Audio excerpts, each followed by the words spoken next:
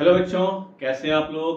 उम्मीद है बहुत बढ़िया से होंगे। तो आज हम लोग मैट्रिक्स से शुरू करेंगे, उसकी स्टेटमेंट्स और उसके कॉन्सेप्ट सीख करके उत्तर बेस्ड क्वेश्चंस लगाएंगे। तो आइए चलिए शुरू करते हैं।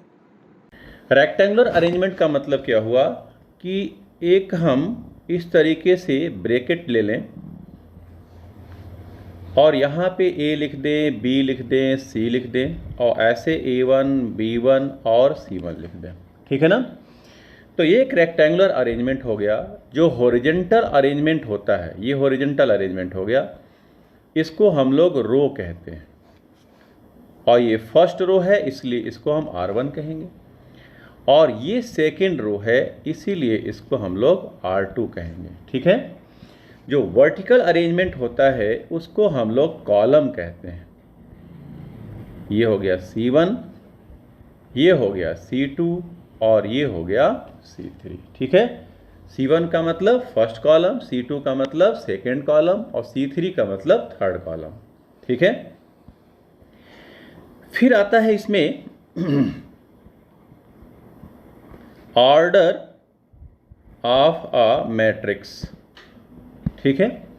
ऑर्डर ऑफ मैट्रिक्स का मतलब होता है कि इसमें कितने रो हैं और कितने कॉलम हैं।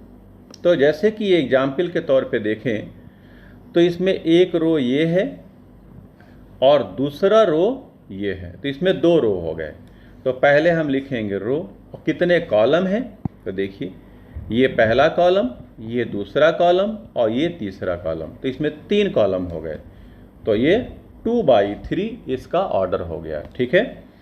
किसी भी मैट्रिक्स में कितने एलिमेंट हैं ये बताना है, तो इन्हीं दोनों को हम मल्टीप्लाई कर देंगे। तो लिखें अगर हम कि नंबर ऑफ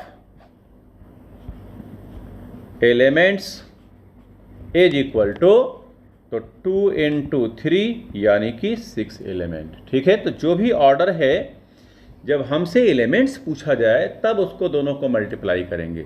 जब तक एलिमेंट न पूछा जाए तब तक हम इसको मल्टीप्लाई नहीं करेंगे, नहीं तो ऑर्डर उसका रिप्रेजेंट नहीं हो पाएगा, यानी रो और कॉलम हम नहीं बता पाएंगे। फर्स्ट एंट्री हमेशा ही रो का होता है और सेकेंड एंट्री हमेशा ही कॉलम का होता है। ये बात ध्यान रखेंगे। कभी भी कॉलम पहले नहीं लिखा जा सकता है और रो बाद में नहीं लिखा जा सकता है। ठीक है बच्चों। सपोज कर लेते हैं कि एक मैट्रिक्स A है और उसको हम AIJ लिख लेते हैं और यहाँ पे M/N हो गया। ठीक है ना। यहाँ पे ये जो M/N लिखा हुआ है, एक्चुअल में ये ऑर्डर ऑफ मैट्रिक्स है जो अभी हम लोगों ने सीखा था।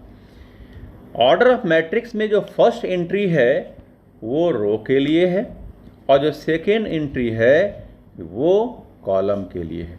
यानी किसी भी मैट्रिक्स में कितने रो हैं और कितने कॉलम हैं ये बता रहा है। तो यहाँ पे I और J क्या है ये हमको अलग से जानना होगा। तो I का मतलब होता है position of row and J का मतलब होता है पोजीशन ऑफ कॉलम। ठीक है ना। और हमेशा ही I की वैल्यू, यानी कि यहाँ पे जो I लिखा है इसकी वैल्यू 1 से शुरू होगा। 1 2 3 4 और कहाँ तक जाएगा। एक्चुअली में ये रो को रिप्रेजेंट कर रहा है, तो जितने उसमें नंबर ऑफ रो होंगे वहाँ तक जाएगा। यानी M नंबर ऑफ रो है तो ये M तक जाएगा। ठीक इसी तरीके से J की वैल्यू भी 1 से ही शुरू होगा और कहाँ तक जाएगा। J एक्चुअल में कॉलम को रिप्रेजेंट करता है, तो जितने इसमें कॉलम होंगे वहाँ तक जाएगा, यानी कि N तक जाएगा। ठीक है ना बच्चों। अब देखिए हम एक एग्जाम्पल लेके समझाते हैं। सपोज करिए कि एक मैट्रिक्स है और AIJ हमने कह दिया और इसको हमने 2/3 कह दिया। यानी कि इस मैट्रिक्स में नंबर ऑफ रो कितने हैं, 2 हैं और नंबर ऑफ कॉलम कितने हैं, 3 है। नंबर ऑफ 2 रो है। यहाँ पे जो I लिखा है उसको 1 से शुरू करेंगे और यहाँ तक ले जाएंगे, यानी कि 2 तक ले जाएंगे। यानी कि यहाँ पे I की वैल्यू क्या हो गया, 1 2 हो गया। और जबकि जे की वैल्यू जो जे लिखा है उसकी वैल्यू 3 तक जाएगा, यानी कि 1 2 3 तक जाएगा। ठीक है ना। एक मैट्रिक्स जिसमें 2 रो हैं, यानी कि 1 रो और 2 रो और 3 कॉलम है, 1 कॉलम 2 कॉलम और 3 कॉलम। इसमें एलिमेंट्स यहाँ पे होगा, यहाँ पे होगा, एक यहाँ पे होगा, एक यहाँ पे, एक यहाँ पे और एक, क्योंकि 6 एलिमेंट्स होंगे। तो अब देखिए जरा, यहाँ पे जो एलिमेंट होगा उसमें फर्स्ट रो होगा और फर्स्ट कॉलम होगा, यानी i की वैल्यू 1 होगा और j की वैल्यू 1 होगा। यहाँ पे जो i और j लिखा है उसमें i की वैल्यू 1 और j की वैल्यू 1, तो यहाँ पे हम लिख देते हैं A11। ठीक है। अब ये हमने i लिया और ये j ले लिया। अब इसी को हमने इसके साथ लिखा। अब इसी 1 को अगर हम 2 के साथ लिखें तो क्या लिखेंगे, A12। फिर इसी 1 को अगर हम इसके साथ लिखें तो क्या लिख पाएंगे, A13। फिर यहाँ पे सेकेंड एंट्री देखिए, अब i की वैल्यू अगर हम 2 लेते हैं तो इसी 2 को हम पहले A1 के साथ लिखेंगे, फिर 2 के साथ लिखेंगे और फिर 3 के साथ लिखेंगे। तो 2 1, तो ये हो गया 2 1, फिर A2 2 और फिर A2 3 के, A2 3 के। ठीक है ना बच्चों। और इसका ऑर्डर है 2/3, यानी कि 2 रो और 3 कॉलम। तो देखिए 2 रो हो गए और 3 कॉलम हो गए।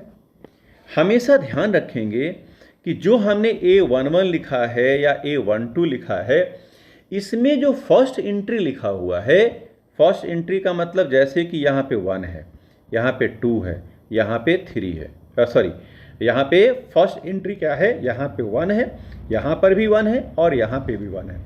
तो फर्स्ट एंट्री हमेशा रो को रिप्रेजेंट करता है और सेकेंड एंट्री हमेशा कॉलम को रिप्रेजेंट करता है।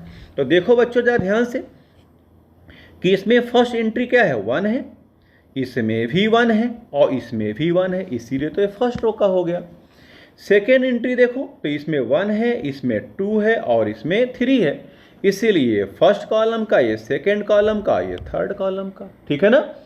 अब इसमें फर्स्ट एंट्री देखें तो 2 लिखा हुआ, सभी में देखो 2 लिखा है, यानी कि ये सेकेंड रो का हो गया।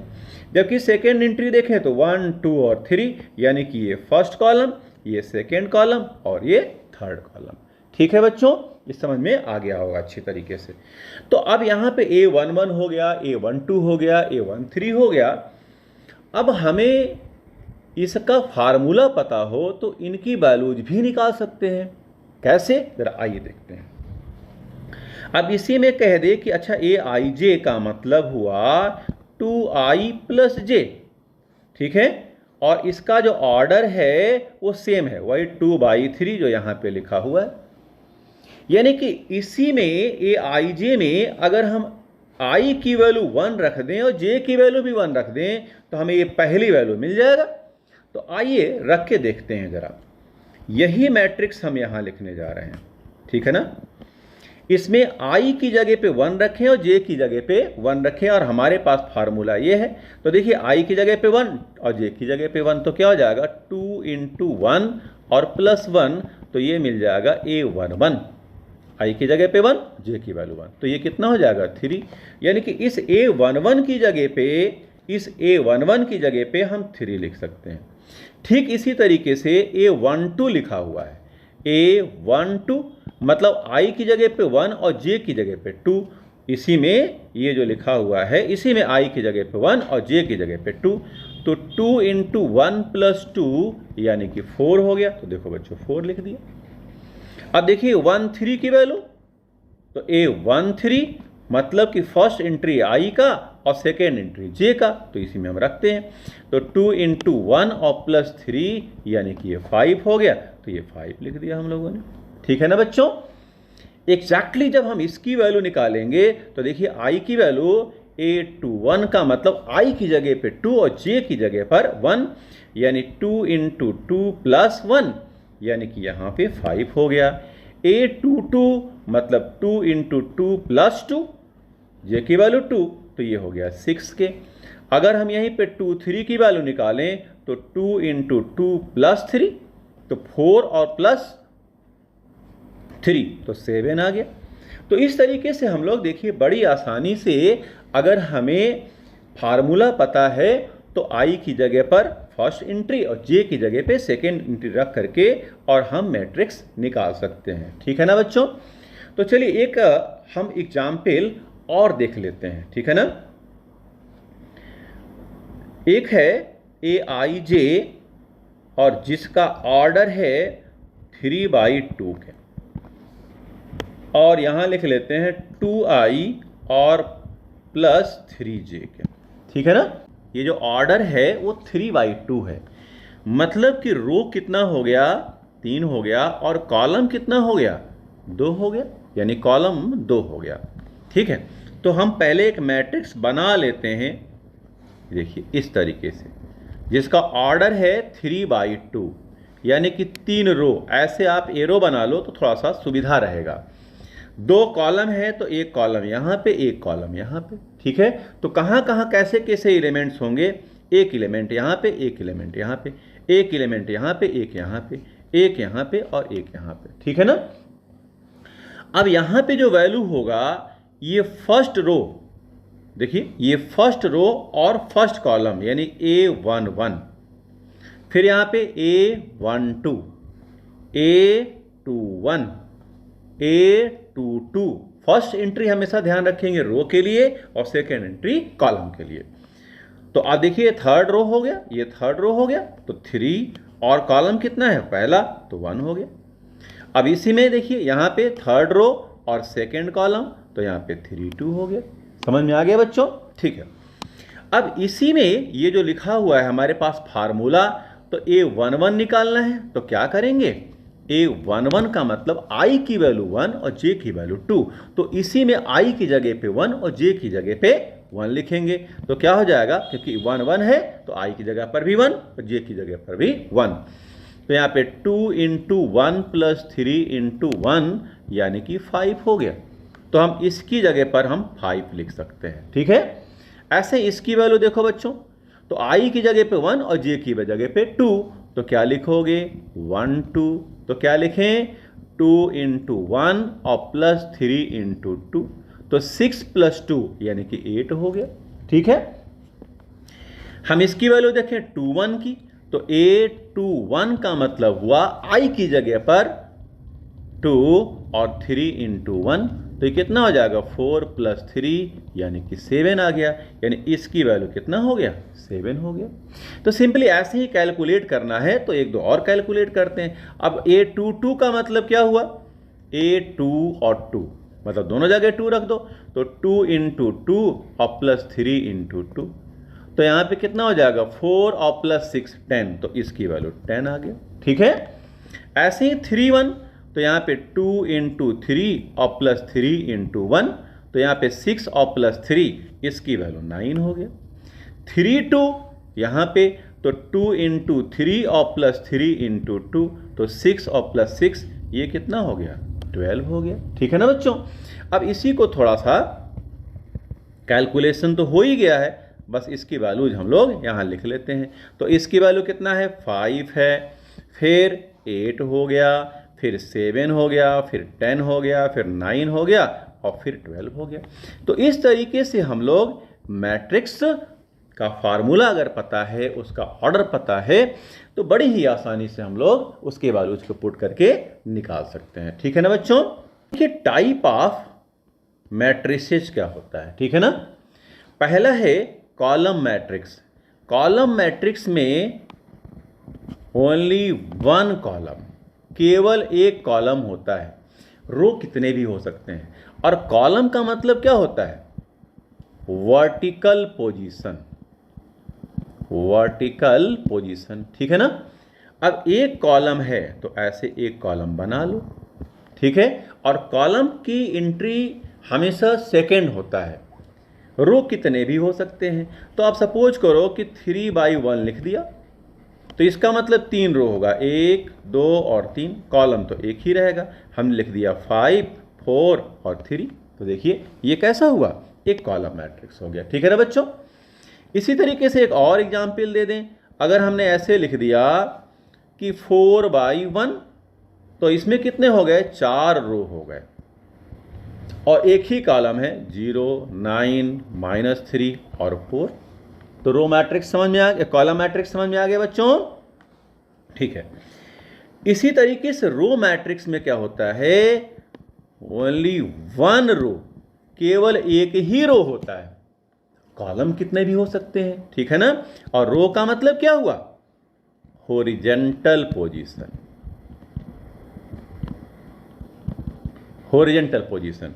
देखो बच्चों, एक रो हो गया और कई कॉलम। अब जैसे हमने लिख दिया कि 9, 8, 4, तो फॉर एक ही रो और 3 कॉलम हो गए, कॉलम 1, 2 और 3। एक और एग्जाम्पल देख लेते हैं, बड़ा सा बना लेते हैं। लिख दिया -8, 4, 0 और 9, तो 1 बाई कितना हो गया, 4। एक रो हो गया और कई कॉलम, ये पहला कॉलम, ये दूसरा कॉलम, ये तीसरा कॉलम, ये चौथा कॉलम। ठीक है ना बच्चों, ठीक है। स्क्वायर मैट्रिक्स, स्क्वायर मैट्रिक्स में number of row and number of column हमेशा ही इक्वल होता है। ठीक है ना। जैसे कि हम ऐसे लिख दें, ऑर्डर 2/2, यानी कि जितने रो उतने ही कॉलम। तो 5, 6, 3, 2, देखो 2 रो हो गए और 2 कॉलम हो गए। इसी तरीके से हम 3/3 ऑर्डर का भी मैट्रिक्स बना सकते हैं। तो यहाँ लिख दिया 5, 6, 9, 0, 4, 8, -3 और 7, 8 के, तो 3 रो हो गए और 3 कॉलम हो गए। ठीक है ना बच्चों, तो एक ऐसा मैट्रिक्स हुआ, स्क्वायर मैट्रिक्स हो गया। डायगोनल मैट्रिक्स क्या होता है, डायगोनल मैट्रिक्स एक स्क्वायर का ही पार्ट होता है। डायगोनल मैट्रिक्स क्या होता है, एक स्क्वायर का ही पार्ट होता है। लेकिन इसमें एक खास बात होता है कि डायगोनल को छोड़ करके बाकी सभी के एलिमेंट्स हमेशा 0 होता है। ठीक है ना। अब डायगोनल क्या होता है, देखो बच्चों जरा, जैसे एक ए मैट्रिक्स ले लिया मैंने, और सपोज करो कि 2/2 ऑर्डर का लिया। मैंने कहा कि स्क्वायर मैट्रिक्स होता है, स्क्वायर मैट्रिक्स का ही एक पार्ट है डायगोनल मैट्रिक्स। ठीक है ना। तो यहां पे लिख दिया अगर 5, 0, 0 और 9, तो देखो बच्चों हमेशा ही डायगोनल इस तरीके से होता है। ठीक है, ये डायगोनल हो गया, इसी को मेन डायगोनल भी कहते हैं, या केवल डायगोनल भी कह दो। कभी भी किसी में मैट्रिक्स में डायगोनल ऐसे नहीं हो सकता। ठीक है ना, हमेशा ऐसे ही होगा। अब इसके पीछे भी रीजन है, बताता हूं अभी। देखो बच्चों, कोई भी स्क्वायर मैट्रिक्स ले लो, ठीक है, तो डायगोनल में रो और कॉलम की हमेशा पोजीशन सेम होना चाहिए। ठीक है, क्या होना चाहिए, रो और कॉलम की पोजीशन सेम होना चाहिए, उसी को हम लोग डायगोनल कहते हैं। ठीक है ना। अब देखो जैसे यहां पे A11 लिया, A12 ले लिया, A21 ले लिया और A22 ले लिया। अब देखो बच्चों जरा, अब हम ऐसे डायगोनल ले रहे हैं, तो यहाँ पे 1, 1 यानी कि रो और कॉलम की पोजीशन सेम है, यहाँ पर भी सेम है। लेकिन अगर हम ऐसे लेने की कोशिश करेंगे, तो यहाँ पे रो 1 है और कॉलम 2 है, तो ये दोनों आपस में इक्वल नहीं है, इसलिए डायगोनल का पार्ट ये नहीं हो सकता। यहाँ पर भी यही सिचुएशन है, तो इस तरीके से ये डायगोनल हम नहीं ले सकते, हमेशा यही डायगोनल लेंगे, क्योंकि रो और कॉलम की पोजीशन हमेशा इक्वल इसी तरीके से हो सकता है, ये वाली पोजीशन हो सकती है। ठीक है ना, इसीलिए हम ऐसा करते हैं। अगर इसी में ऑर्डर 3/3 का हो जाए तब, तो देखिए जरा यहाँ पे, ऑर्डर अगर 3/3 का हो जाए तब क्या लिखेंगे, जैसे -3, 0, 0, 0, 4, 0, 0, 0 और 9, तो देखिए ऑर्डर कितना हो गया, 3/3 का हो गया कि नहीं हो गया। और डायगोनल कैसे हो गया, ऐसे डायगोनल हो गया। और डायगोनल के अलावा सारे एलिमेंट्स 0 होना चाहिए। देखिए सब है, ये भी 0, ये भी 0, ये भी 0, ये भी 0, ये भी सब 0 होना चाहिए, और हमेशा ही होना चाहिए। ठीक है, और डायगोनल के एलिमेंट्स इस तरीके से लिखे हो सकते हैं। ठीक है, डायगोनल के एलिमेंट्स एक आध 0 हो सकते हैं, ऐसा नहीं है कि नहीं हो सकता। ठीक है ना, बट डायगोनल हमेशा ऐसे ही लिखेंगे। ठीक है बच्चों, चलिए एक चीज़ और, डायगोनल को, जैसे कि मान लो कि ये डायगोनल ए है, ठीक है ना, ये डायगोनल ए है, तो इसको हम ऐसे भी रिप्रेजेंट कर सकते हैं, diagonal matrix also represented by diagonal of A, ठीक है, जैसे डायगोनल ऑफ ए है इक्वल टू, जरा देखो आप डायगोनल में क्या क्या एलिमेंट हैं, तो -3 है, 4 है और 9 है, ठीक है ना।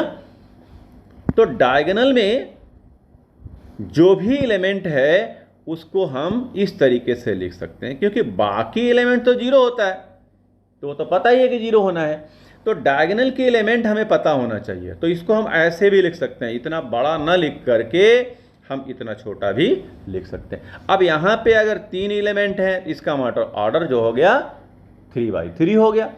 अगर 2 ही ऑर्डर का होगा, जैसे ये वाला है, अगर इसको रिप्रेजेंट करेंगे तो क्या लिखेंगे, अगर हम ए लिख दें तो यहाँ लिखेंगे diagonal a is equal to 5 और 9 के, कामा यहाँ पे लगा भी सकते हैं, नहीं भी लगा सकते हैं, आपकी इच्छा, ये चीज़, ठीक है। तो देखिए यहाँ पे 2/2 ऑर्डर का है, इसलिए हमने केवल 2 ही एलिमेंट लिखा है, ठीक है बच्चों, ठीक है, डायगोनल मैट्रिक्स समझ में आ गया।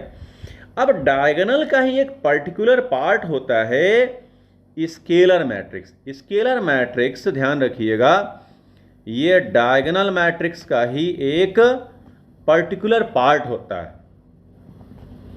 डायगोनल मैट्रिक्स का ही एक पर्टिकुलर पार्ट होता है। डायगोनल के जो एलिमेंट्स होते हैं वो कुछ भी हो सकते हैं, सारे रियल नंबर होते हैं, may be negative, may be positive, may be in fraction, root, cube root, complex number, everything, कुछ भी हो सकता है, सारे रियल नंबर। हम कॉम्प्लेक्स नंबर भी ले सकते हैं, ठीक है ना, अलग अलग ले सकते हैं, डिफरेंट ले सकते हैं, लेकिन वो सारे एलिमेंट्स अगर सेम हो जाए, जैसे कि हम ये कहें कि एक डायगोनल मैट्रिक्स है ए, ऐसे लिख दिया A0 0 0 B0 0 0 और C, तो ये डायगोनल मैट्रिक्स हो गया जिसका ऑर्डर 3/3 है। अब इसी में हम ये कह दें कि A is equal to B is equal to C is equal to lambda, ये हमने ऐसा कह दिया, तो अब ये सारे एलिमेंट्स इक्वल हो गए, डायगोनल के सारे एलिमेंट इक्वल हो गए, तब इसी मैट्रिक्स, सॉरी इसी डायगोनल मैट्रिक्स को हम लोग स्केलर मैट्रिक्स कहते हैं, ठीक है ना। तो क्या हो जाएगा, स्केलर मैट्रिक्स में लैम्डा 0 0 0 लैम्डा 0 0 0 लैम्डा के, इसका भी ऑर्डर 3/3 रहेगा। जैसे कि एग्जाम्पल के तौर पे एक देखना चाहें तो ऐसे लिख सकते हैं 2 0 0 0 2 0 0 0 2, देखो डायगोनल के सारे एलिमेंट्स इक्वल हो गए कि नहीं बच्चों, ठीक है। ऑर्डर 2/2 भी हो सकता है, 3/3 भी हो सकता है, 4/4 भी हो सकता है, लेकिन आप लोग कोर्स में 3/3 तक ही है, 4/4 5/5 कितने ही ऑर्डर का हो सकता है, ठीक है ना। फिर इसके बाद में आता है आइडेंटिटी मैट्रिक्स। अब ये जो आइडेंटिटी मैट्रिक्स है ये स्केलर मैट्रिक्स का पर्टिकुलर पार्ट है, ठीक है ना। अब स्केलर मैट्रिक्स क्या था, स्केलर मैट्रिक्स हम लोगों ने अभी सीखा लैम्डा 0 0 0 लैम्डा 0 एंड 0 0 लैम्डा, ठीक है ना। यानी कि जो डायगोनल के मैट्रिक्स है उस डायगोनल के जो एलिमेंट्स हैं वो सबके सब बराबर हैं, 2 हो सकता है, 3 हो सकता है, 9 हो सकता है, माइनस वैल्यू हो सकता है, फ्रैक्शन हो सकता है, बट अगर लैम्डा की वैल्यू 1 हो जाए तब इसी को हम लोग आइडेंटिटी मैट्रिक्स कहते हैं, ठीक है ना, या इसी को यूनिट मैट्रिक्स भी कहते हैं, ठीक है ना, और हमेशा आई से रिप्रेजेंट करते हैं। अब यही जो डायगोनल है अगर लैम्डा की वैल्यू 1 हो गया तो यही जो मैट्रिक्स है इसको हम आई से रिप्रेजेंट करेंगे और ये हो जाएगा कुछ इस तरीके से, जिसका ऑर्डर 3/3 है, ठीक है ना। इसी को शॉर्ट फॉर्म में हम केवल I3 लिख दें तो I3 क्या कहलाएगा, आइडेंटिटी मैट्रिक्स ऑफ ऑर्डर 3/3, ठीक है ना। अगर कहीं I2 लिखा है इसका मतलब क्या हुआ, आइडेंटिटी मैट्रिक्स ऑफ ऑर्डर 2/2 का। बात समझ में आ गया बच्चों? जो यहाँ पे आई के बाद यहाँ नीचे लिखा है आइडेंटिटी मैट्रिक्स तो हुआ, बट जो यहाँ नीचे लिखा है उतने ही ऑर्डर का वो आइडेंटिटी मैट्रिक्स हो जाएगा। और आइडेंटिटी मैट्रिक्स का मतलब डायगोनली 1 और बाकी सब 0। ठीक है ना बच्चों? जीरो मैट्रिक्स या इसी को हम लोग नल मैट्रिक्स भी कहते हैं। ठीक है? और इसको हमेशा O से रिप्रेजेंट करते हैं। कई बच्चों को ये कन्फ्यूजन होता है कि ये 0 लिखा गया है। 0 नहीं है, दैट इज O। और O का मतलब होता है कोई भी मैट्रिक्स किसी भी ऑर्डर का हो, लेकिन उसके सारे एलिमेंट्स 0 होने चाहिए। सारे एलिमेंट्स 0 होने चाहिए। आप देखिए यहाँ पे 2/3 यानी कि 2 रो है, 3 कॉलम है, तो सारे एलिमेंट्स कितने हो गए? 0 हो गए कि नहीं हो गए? ठीक है? अगर यही चीज़ हमने कह दिया कि O 3/3, तो इसका मतलब क्या हुआ कि 3 रो और 3 कॉलम। बात समझ में आ गया? ठीक है? एक चीज और समझिएगा आप सभी लोग कि मैट्रिक्स की अपनी कोई पर्टिकुलर वैल्यू नहीं होती है। ये एक एलिमेंट्स का अरेंजमेंट होता है रेक्टेंगुलर फॉर्म में। किसी भी मैट्रिक्स को सॉल्व करके एक सिंगल डेटा की वैल्यू हम नहीं निकाल सकते, केवल अरेंजमेंट होता है। मैट्रिक्स अगर लिखा है तो वो लिखा है, ठीक है? उसको जोड़ सकते हैं, घटा सकते हैं, मल्टीप्लाई कर सकते हैं, डिफरेंशिएशन कर सकते हैं, बट उसको सॉल्व करके सिंगल डेटा वैल्यू नहीं निकाल सकते। Matrix is only arrangement. Okay? Now equality of matrices. Equality matrices का मतलब हुआ कि अगर हमारे पास A and B are 2 matrices, अगर ये 2 मैट्रिसेज हैं और आपस में इक्वल हैं, इक्वलिटी का मतलब इक्वल होना, ठीक है ना? अगर ये दोनों मैट्रिक्स आपस में इक्वल हैं तो इसका क्या मतलब है? इक्वल से क्या तात्पर्य है? तो इसका मतलब ये है कि order of A is equal to order of B। अगर 2 मैट्रिक्स आपस में इक्वल हैं तो पहली बात तो यह है कि दोनों के ऑर्डर आपस में इक्वल होंगे, तभी ये आपस में इक्वल होंगे। दूसरी बात, और इसके करस्पॉन्डिंग एलिमेंट्स भी आपस में इक्वल होते हैं। एक एग्जाम्पल देखिए जरा। 2A minus B 3B, x plus y और 4y इज इक्वल टू, यहाँ पे 10, यहाँ पे 15, यहाँ पे 15 और यहाँ पे 16। Find A, B, X and Y। अब देखो बच्चों, ये जो यहाँ मैट्रिक्स लिखा है इसका ऑर्डर 2/2 है, इसका भी ऑर्डर 2/2 है, और ये दोनों मैट्रिक्स आपस में इक्वल है, इसका ऑर्डर दोनों आपस में इक्वल हो गया। And corresponding elements must be equal, therefore second entry second के बराबर एंड फर्स्ट एंट्री फर्स्ट के बराबर। ठीक है? In second row 4y is equal to 16 and this is equal to this.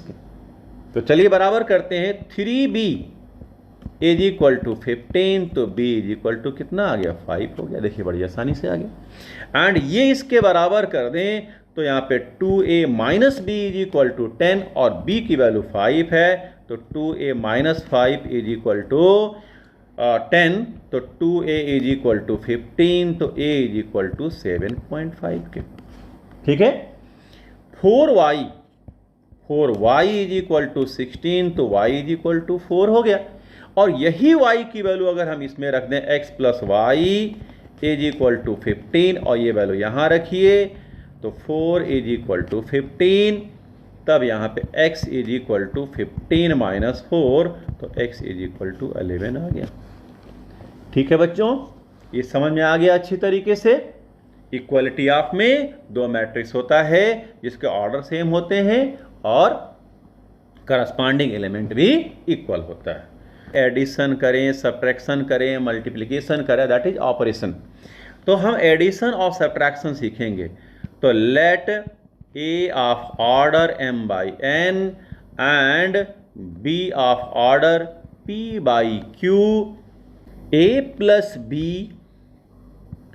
a minus b और b minus a are possible when order of a is equal to order of b is equal to order of a plus b, order of b minus a and order of a minus b. ये सब आपस में equal होना चाहिए, a plus B हो चाहे a minus B हो चाहे b माइनस a हो, ठीक है ना। ये सब तभी पॉसिबल हैं जब इन सभी के ऑर्डर्स आपस में इक्वल हो। एंड एडिंग और सब्ट्रैक्टिंग करस्पॉन्डिंग एलिमेंट्स, ठीक है। यानी कि फर्स्ट की वैल्यू फर्स्ट से ऐड होगा या सब्ट्रैक्ट होगा। एक मैट्रिक्स लेते हैं जिसका ऑर्डर है 2/3, यानी कि 2 रो 3 कॉलम, 5 6 9 0 8 और 4। दूसरा एक मैट्रिक्स लेते हैं सेम ऑर्डर का, -4 3 1 4 9 और 5 के, ठीक।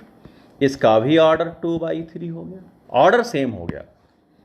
अब अगर हम प्लस करें, यहां पे a प्लस बी कर दें, तो इसका भी ऑर्डर वही होना चाहिए जो a का है और b का है। तो हम लिख लेते हैं 2/3, क्योंकि इसका ऑर्डर 2/3, इसका भी 2 ऑर्डर, तो इसका भी 2/3 होना चाहिए।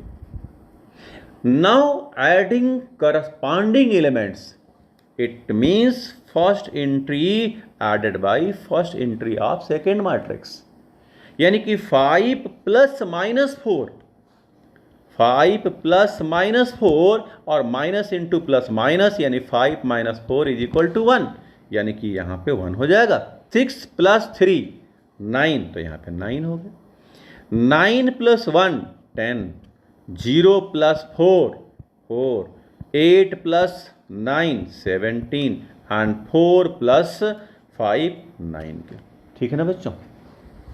इसी तरीके से अगर हम माइनस की बात करें तो उसका भी ऑर्डर वही होगा जो a का है या b का है या a प्लस b का है। अब यहाँ पे सब्ट्रैक्शन है तो एडिशन के जगह पे करस्पॉन्डिंग एलिमेंट्स को सब्ट्रैक्ट कर देंगे, यानी first entry subtracted by second, यानी 5 - -4, यानी 5 + 4 माइनस इंटू माइनस प्लस, तो ये 9 हो गया, तो यहाँ पे 9 हो गया। 6 - 3 यानी कि 3, 9 - 1 मतलब कि 8, 0 - 4 तो -4, 8 - 9 तो -1, 4 - 5 तो ये -1, ठीक है ना बच्चों। इस तरीके से अगर b - a किया जाएगा तो इसमें से इसके एलिमेंट्स को हम सब्ट्रैक्ट कर देंगे, ठीक है ना। चलिए, multiplication of matrix by a scalar quantity, scalar लिख दें या स्केलर क्वांटिटी लिख दें, ठीक है। स्केलर क्वांटिटी का मतलब होता है कोई भी एक कांस्टेंट वैल्यूज है, जैसे कि 2 हो गया, -2 हो गया, 4 हो गया, √5 हो गया, इस तरीके के नंबर्स, ठीक है ना। तो सपोज करिए कि एक मैट्रिक्स हमने लिया किसी भी ऑर्डर का, ठीक है, 5 है, 6 है, 3 है, -4 है, 0 है, 9 है, और आपसे कहा गया कि अच्छा 2a बताइए, तो हियर 2 इज स्केलर, तो 2 क्या हो गया, स्केलर हो गया। अब ये जो है इस मैट्रिक्स से इनटू होगा, तो इधर आ करके हम ऐसे लिख देंगे 5 6 3 -4 0 और 9। अब ये जो 2 है इसके सारे एलिमेंट से जाके इनटू हो जाएगा, तो क्या लिख पाएंगे, 2a का मतलब क्या हुआ, यहाँ पे 10 हो गया, 12 हो गया, 6 हो गया, -8 0 और 18 के, ठीक है ना। सारे एलिमेंट से जाके मल्टीप्लाई हो गया simply. Properties of matrix addition के कम्यूटेटिव ला हमेशा ध्यान रखेंगे, a + b हो तो इसको हम b + a लिख सकते हैं, सिंपल सी बात है, इसमें बहुत ज़्यादा दिमाग लगाने की ज़रूरत नहीं है, पर ध्यान रखेंगे a + b है या b + a तो ऑर्डर सेम होने चाहिए। एसोसिएटिव ला का मतलब होता है a + b + c, ठीक, पहले हम b को c के साथ ऐड करेंगे, बाद में a के साथ ऐड करेंगे। यही हम इसमें इधर लिख सकते हैं, a + b को पहले लिख लें, बाद में c, that is associative law. Existence of additive identity, additive identity जैसे कि आई था, आई मल्टीप्लाई के लिए, जैसे कि आप रियल नंबर में सोचिए कि 0 हम किसी के साथ भी ऐड करें या सब्ट्रैक्ट करें तो वही एलिमेंट हो जाता है। Just like null matrix is a identity matrix of matrix, यानी कि ए को हम ओ से प्लस कर दें या ओ को यानी कि नल मैट्रिक्स को ए के साथ अब प्लस करें तो हमेशा ए ही रहता है, तब हम ए को क्या कहेंगे, ओ को क्या कहेंगे, एडिटिव आइडेंटिटी। ठीक है ना। अर्थमेटिक में -2 इज एडिटिव इनवर्स ऑफ 2। ठीक है, दोनों को प्लस करने पर हमें एडिटिव आइडेंटिटी मिलना चाहिए। ठीक है ना। तो यहां पे देखिए एडिटिव इनवर्स यानी कि ए में अगर हम -a जोड़ दें या फिर -a में हम a जोड़ दें तो हमें नल मैट्रिक्स मिल जाएगा। Therefore -a is additive inverse of a। ये एक एक नंबर MCQ टाइप में क्वेश्चंस ये पूछे जा सकते हैं। ठीक है ना। प्रॉपर्टीज ऑफ स्केलर मैट्रिक्स, अब देखिए प्रॉपर्टीज ऑफ स्केलर, जैसे कि ए और बी दो मैट्रिक्स है, इनको प्लस कर दीजिए, बाहर कोई स्केलर क्वांटिटी लगा दीजिए तो ये स्केलर क्वांटिटी दोनों से मल्टीप्लाई हो जाएगा अलग अलग। ठीक है ना। दूसरा प्रॉपर्टी है कि अगर दो स्केलर क्वांटिटीज हैं लैम्डा म्यू और किसी मैट्रिक्स से इंटू करिए तो ये इसके साथ भी अलग से मल्टीप्लाई हो जाएगा, इसके साथ भी, यानी लैम्डा ए और म्यू ए ऐसे लिख सकते हैं। ठीक है ना। तीसरा इसी तरीके से माइनस के साथ भी हो जाएगा तो लैम्डा ए और यहां पे माइनस लैम्डा बी के। हाँ देखो बच्चों, ये वाला क्वेश्चन यहां पे आपसे x पूछा गया है जबकि ये इक्वेशन दे रखा है, a और b ऑलरेडी दिया हुआ है। तो देखिए यहां पे 3x इज इक्वल टू, हम इसको क्या लिख पाएंगे, 5b - 2a। 3x is equal to 5 और b की वैल्यू यहां से पुट कर दीजिए तो 2 - 2 4 2 -5 और 1 के -2 और फिर a की वैल्यू पुट कर दीजिए तो a की वैल्यू कितना है बच्चों, 8 0 4 -2 3 6 के। ठीक है। अब देखिए ये जो 5 है सभी से ले जाकर मल्टीप्लाई करिए, इस 2 को ले जाकर मल्टीप्लाई करिए तो यहां हो जाएगा 3x इज इक्वल टू, जब ये 5 सभी से मल्टीप्लाई हो जाएगा तो 5 × 2 10 -10 20, यहां पर 10 -25 एंड 5 माइनस ये 2 सभी से इंटू हो जाएगा तो यहां 16 0 8 -4 6 एंड 12 के। ठीक है बच्चों। अब यहां पे बीच में सब्ट्रैक्शन का साइन है तो माइनस कर देते हैं तो 3x इज इक्वल टू 10 - 16 तो -6 के, -10 -0 तो -10, 20 -8 तो ये हो गया 12, 10 माइनस और फिर माइनस तो ये हो जाएगा 14, तो -25 और -6 तो -31 और 5 - 12 तो -7 के। ठीक है ना। अब ये ला के 3 डिवाइड कर दीजिए नीचे तो x इज इक्वल टू हो जाएगा 1/3 -6 -10 12 14 -31 और -7। ठीक है ना। तो ये आंसर आ गया। ये चाहे तो 3 ले जाके अंदर भी मल्टीप्लाई कर देते हैं सभी से, चाहे तो करें, अदरवाइज इतना ही छोड़ दीजिए। नेक्स्ट क्वेश्चन देख लीजिए, x और y पूछा गया है। अब इस 2 को इधर इंटू करेंगे तो क्या मिल जाएगा, 2x यहाँ पे 10 14 और इस 2 को इधर 2y -6 और प्लस यहाँ पे 3 -4 1 2 और h इक्वल टू 7 6 15 और 14 के। ठीक है ना बच्चों।